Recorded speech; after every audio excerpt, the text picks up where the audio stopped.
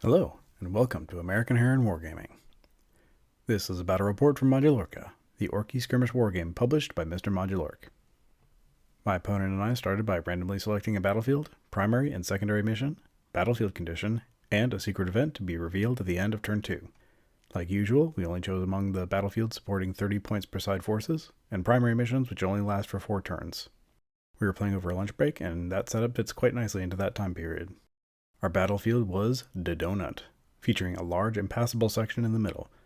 The primary mission was supply drops, just like our last game, where victory points would be raining from the sky every turn. The secondary mission was grab to loot, so there'd also be some victory points starting on the table as well.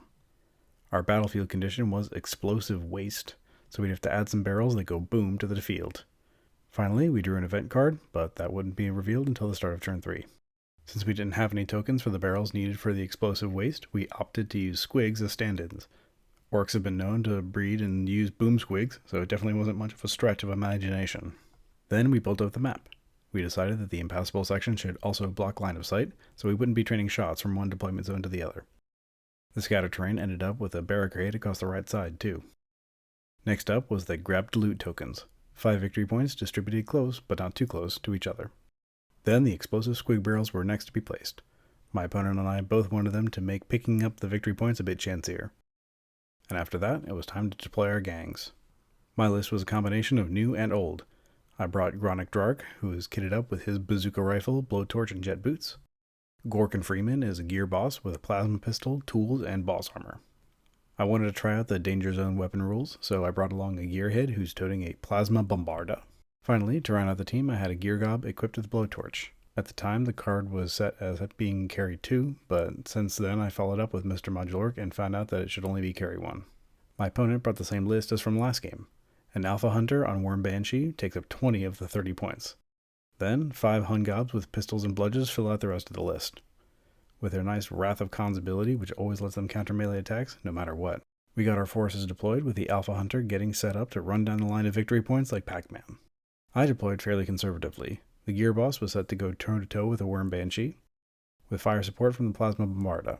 The gear gob's main job was to try and pick up some victory points and stay out of the way. Placing Gronic didn't really matter much, as I usually have him jet somewhere else in turn 1. My opponent had the initiative in turn 1, and we rolled for the supply drops. 2 VP landed very neatly next to the Worm Banshee, ready to be collected. One of the Hun Gobs sped up to the wall, out of sight, and ready to clamber over it next turn. My slower gear gob snagged a single victory point. I was excited to finally try out those danger zone rules, so I had my Plasma Bombarda lock in and kick off the barrage, only for them to miss the initial roll. Gah. Save from the barrage this turn, the Alpha Hunter on Worm Banshee double moved, picking up 4 victory points along the way. They were pretty confident that those points were safely secured. Then one of the Hun Gobs tailed along behind. I had an amazing plan to hop Gronic Drark into a clump of Hun Gobs and then barbecue 2 or 3 of them with a blowtorch. But then, reading his card again, I saw that when he lands, he pushes all models within 2 inches of his landing site 2 inches away, which spread the little buggers out so that I could only hit one of them. So I opted to use his rifle for that, and failed to hit that as well. I didn't have much luck on the other side of the board either. My gear boss tried to set the Alpha Hunter alight using the plasma pistol, but also missed. The Hun Gobs had swarmed Gronic Drark, but had also failed to do any damage. So it was a fairly pacifistic turn. I had the initiative for turn 2, and I had a plan. But first, we had to drop the victory points from the sky. The first pair landed pretty close to my gear gob, and the other landed near my opponent's deployment zone where Gronic was tussling with the Hun Gobs. This time around, I was able to get off the Plasma Bombarda's danger zone shot, so anything passing within 2 inches of the danger zone marker would risk getting hit. Of course, when the Alpha Hunter activated and moved out, he didn't get hit. He charged into my gear boss, but miraculously missed me with both of his swings. Gronic snagged the recently dropped victory points, and then tried to take down one of the Hun Gobs, but failed to hit again. He had a surprisingly bad run with 2 hit rolls in this game. Fortunately, that didn't continue with my gear boss. He overcharged his plasma pistol and got a 2 on the D2 roll for the power. Doubled thanks to the overcharge, but with 1 subtracted due to armor, it was a total of 3 damage through. With the automatic damage from the fire token, that was half of the monster's HP gone in exchange for just 1 disarm token. One of the enemy Hun Gobs scaled the walls and double moved to go after the Plasma Bombarda lad. If he gets hit, then his barrage ends automatically. My gear gob is slower, but with 2 moves was right in range to blowtorch the interloper next turn. One of the other Hun Gobs got a critical strike on Gronic Drark, getting around his armor and leaving him with only 3 HP left. The other Hungobs were hanging back to be on point retrieval duty, or just avoiding the danger zone as we closed out turn 2. The secret event was revealed to be battle fatigue, so no rallies. Not that either side was likely to do that anyways. Leaders' actions tend to be precious commodities, not usually spent on underlings. And that brought us into turn 3. Another pair of victory points dropped into my opponent's deployment zone, ripe for picking by the Hungobs. My blowtorch gob got a chance to flame the Hungob and prevent it from interrupting the plasma bombardalad. However, one from the other side was able to charge in and hit him, stopping the bombardment. Chronic Drark was also able to set a Hungob alight.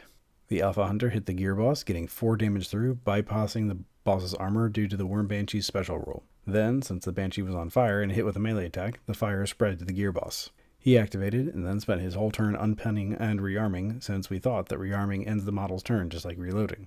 We later realized that they are technically 2 different things which function just slightly differently. Whoops. One of the Hungobs jumped out to grab some victory points and hopped back into cover so he didn't get shot by the Steel Lad, whose charred assailant went down from the fire damage when he activated, along with the Hungob who got torched by my Gear Gob. My Plasma Bombarda Lad couldn't get very far after unpinning, but I wanted to try to have him go for those points next turn, because I knew I would be up first.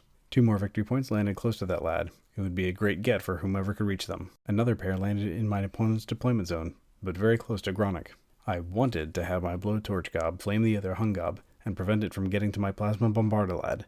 However, the Gear Gobs are slow, so he couldn't quite make it in range for the blowtorch. So instead he used his second action to flame the already downed Hungob out, just for pettiness' sake. The Alpha Hunter moved up and took the pile of points into his horde. Then he tried to charge down the Plasma Lad, but whiffed both of his attacks. My Gear Boss had one opportunity to knock the Alpha Hunter off his mount. All I needed to do was hit the shot and do max damage. That'd be enough. Unfortunately, I didn't get the damage roll I needed, so the Alpha Hunter got to stay in the saddle. And then my blowtorch gob fell to the Hungob that he was supposed to take out. Chronic Drark snagged 2 more points, then perforated the other Hungob. This was answered by one of the other Hungobs moving up to get a line of sight of my Plasma Lad and taking him down as well. And with that, the game was over. Thanks to the Alpha Hunter's unassailable treasure hoard, they were able to win with 13 points to my 5. Woof. The Alpha Hunter is definitely a hard target to take down, but the Hungobs are no slouches either.